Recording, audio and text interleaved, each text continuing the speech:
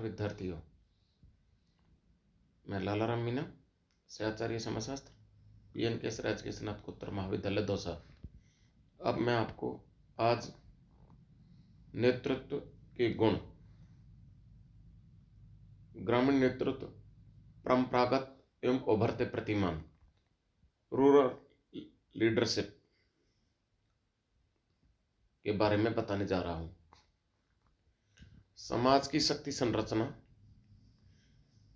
में नेतृत्व का प्रमुख स्थान है। नेता ही राजनीतिक संगठनों और शक्ति संरचना को जीवन, दिशा और प्रवाह प्रदान करते हैं। नेतृत्व के अध्ययन के बिना हम राजनीतिक संगठनों और संरचनाओं की प्रकार्य प्रणाली को नहीं समझ सकते। अतः स्वाभाविक समाज वैज्ञानिकों ने अपना ध्यान नेता और अभिजात वर्ग के अध्ययन की ओर लगाया। नेता की योग्यता एवं क्षमता पर शक्ति का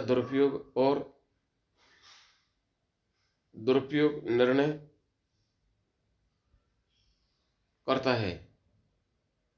जेबी चिदंबर का मत है कि प्रत्येक समाज की शक्ति संरचना में कुछ ऐसे व्यक्ति होते हैं जो लोगों को प्रोत्साहित करते हैं, प्रेरणा देते हैं, मार्गदर्शन करते हैं अथवा लोगों को क्रिया करने के लिए प्रभावित करते हैं। ऐसी क्रिया को हम नेतृत्व और ऐसे व्यक्तियों को हम नेता, शक्ति धारण करने वाले, शक्ति मानव, शक्ति केंद्र और शक्ति अभिजात कह सकते हैं। ऐसे व्यक्ति समूह के अन्य लोगों से अपनी भूमिका, प्रभाव और सामाजिक शक्ति के कारण ही भिन्न होते हैं। नेतृत्व एक सार्वभौमिक एवं विश्वव्यापी घटना है। जहाँ भी जीवन है वहाँ समाज है और जहाँ समाज है वहाँ नेतृत्व है।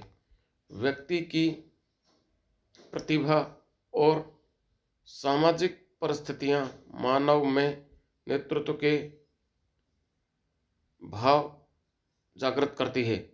प्रभाव और प्रभुत्व ने भी नेतृत्व को जन्म दिया। नेतृत्व की अवधारणा, यहाँ आप नेतृत्व की परिभाषा मैं आपको बताने जा रहा हूँ। कॉन्सेप्ट ऑफ लीडरशिप देखिएगा, वेस्टर ने सबसे पहले नेतृत्व की परिभाषा बताई। नेतृत्व की परिभाषा में वो कहते हैं, नेता को एक मार्गदर्शक, एक चालक, एक मुखिया, एक आज्ञा देने वाला, एक दल अथवा संप्रदाय का मुखिया, व्यवहार, मत तथा कार्य करने में आगे जाने वाले दूसरों द्वारा जिसका अनुसरण किया जाता हो, यद्यपि विभिन्न रूपों में परिभाषित करते हैं। यह परिभाषा नेतृत्व के विभिन्न संभावनाओं को प्रकट करती है। उसके बाद में रिचर्ड सिम्ट ने नेतृत्व की परिभाषा दी। कुछ मानव हितों के लिए एक व्यक्ति एवं समूह के बीच बनने वाले संबंध तथा इस प्रकार के व्यवहार किया जाना हो उसके लिए निर्धारित हो, वह नेतृत्व कहलाता है। उसके बाद में लेपियर ने नेतृत्व की परिभाषा दी है। नेतृत्व वह व्यवहार है जो दूसरे व्यक्तियों के व्यवहार को अपनी कहीं अधिक प्रभावित करता है। दूसरे के व्यवहार को कहीं अधिक प्रभावित करता है जितना कि हम दूसरे लोगों का व्यवहार नेता को प्रभावित करते हैं।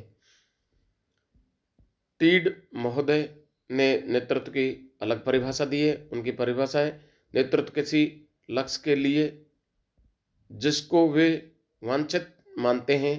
सहयोग करने के लिए जनता को प्रभावित करने की क्रिया है नेतृत्व की विशेषता। यहाँ नेतृत्व की अलग अलग विशेषताएं देखिएगा। पहली विशेषता है नेता। नेतृत्व की पहली विशेषता है नेता, यानी कि नेतृत्व में नेता प्रमुख होता है। प्रत्येक समूह का एक नेता होता है जो समूह के लोगों के साथ विभिन्न समय में अंतःक्रिया करता है और उनसे संबंध स्थापित करता है।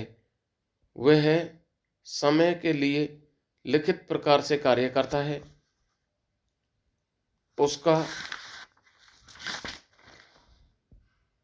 यह तात्पर्य नहीं कि जिस प्रकार के कार्य नेता करता है समूह के दूसरे व्यक्ति नहीं हो सकता। नेतृत्व का कार्य समूह के सदस्यों के विभाजन किया जाता है, किंतु विशिष्ट रूप में उन्हें पूरा सहयोग करने का कार्य नेता करता है। उसकी अगली विशेषता है अनुगामी। नेतृत्व में अनुगामी सबसे महत्वपूर्ण प्रक्रिया है। अनुगामी समूह के नेता के अतिरिक्त अन्य व्यक्ति होते हैं जो नेता का अनुगमन करते हैं। उन्हें हम अनुगामी कहते हैं। बिना अनुगामी के कोई नेता नहीं हो सकता।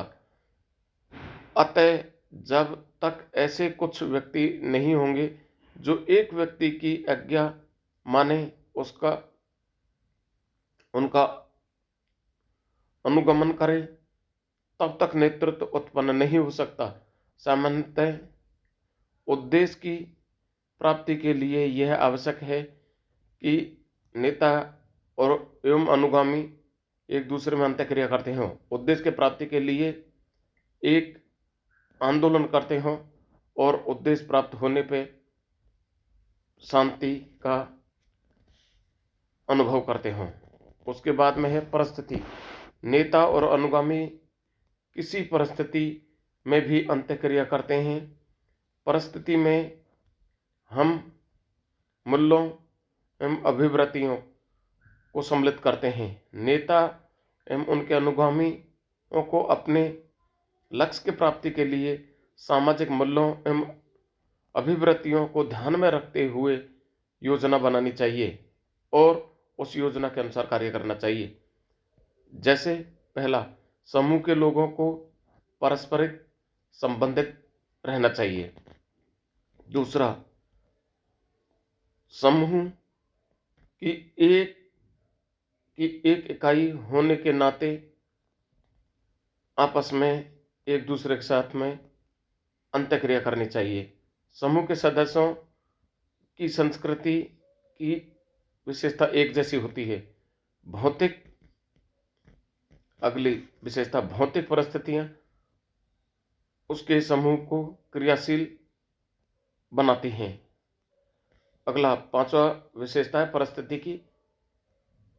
सदस्यों के मूल्य, अभिवृत्तियां तथा विश्वास आदि परिस्थिति का समूह के लिए नेतृत्व निर्धारण को महत्वपूर्ण भूमिका अदा करते हैं। उसके बाद में कार्य का विभाजन। इस तरीके से नेतृत्व की विशेषताओं में औपचारिक एवं अनौपचारिक प्रयासों की दृष्टि से नेतृत्व में भेद पाया जा सकता है। नेतृत्व का निर्माण मात्रा के संदर्भ में ही संभव है। उसके बाद में नेतृत्व की विशेषता व्यक्तिगत होती हैं, वंशानुगत नहीं होती। नेतृत्व में सामाजिक अंतःक्रिया सम्मिलित होती है। नेता का समूह में केंद्रीय स्थान होता है। नेतृत्व औपचारिक और अनौपचारिक हो सकते हैं। तो इस तरीके से यहाँ नेतृत्व की विशेषताओं का हमने वर्णन किया है। धन्यवाद।